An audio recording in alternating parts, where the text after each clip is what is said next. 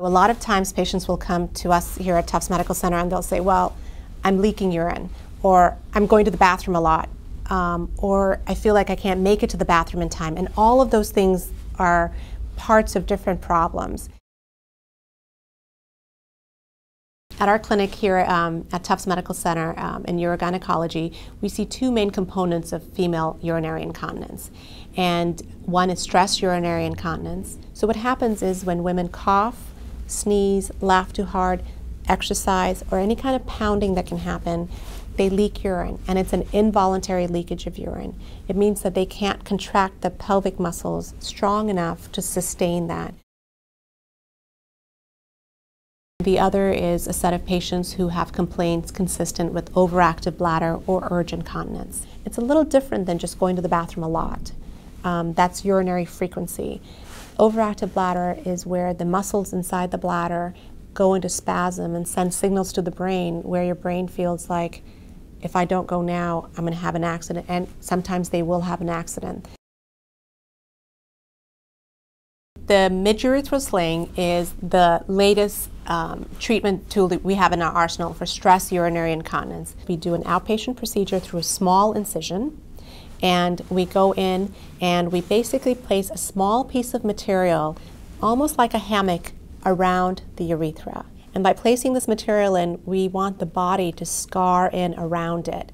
So all of this scarring happens as the natural course after a procedure, and it then provides that backboard, that support for the urethra at its mid-level. And so that way, when someone coughs and sneezes, all of a sudden you have a little better tissue there. The procedure itself takes no more than an hour.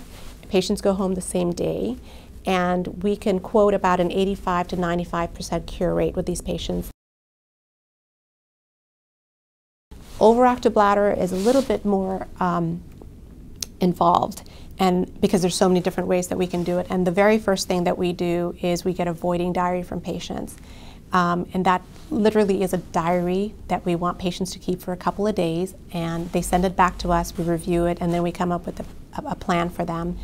A lot of time, very simple conservative methods. You know, patients don't realize how much they drink or how little they drink, but we do have a couple of alternatives that are surgical in nature for overactive bladder. We do offer posterior tibial nerve stimulation, which is like an acupuncture that we do here in the office at Tufts Medical Center. You don't have to go somewhere else. We actually place the needle ourselves. It's a treatment that lasts about 3 months. About 75% of patients see great improvement in their symptoms.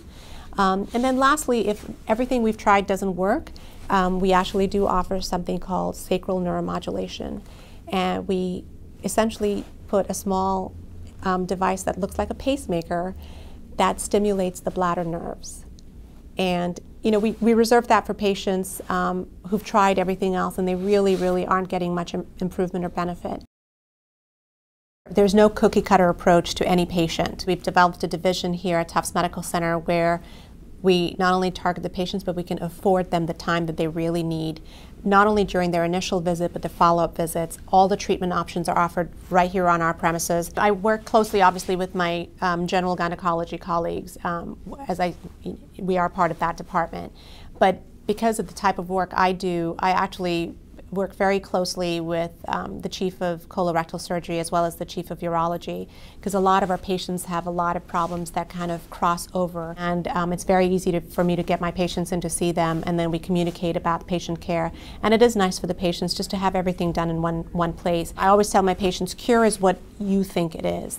You know, if patients have had issues with leakage where they can't even walk out the door, but now they're able to do their activities, play with their grandkids, go running, whatever it is, and they don't have to worry about it, that's a cure to most patients.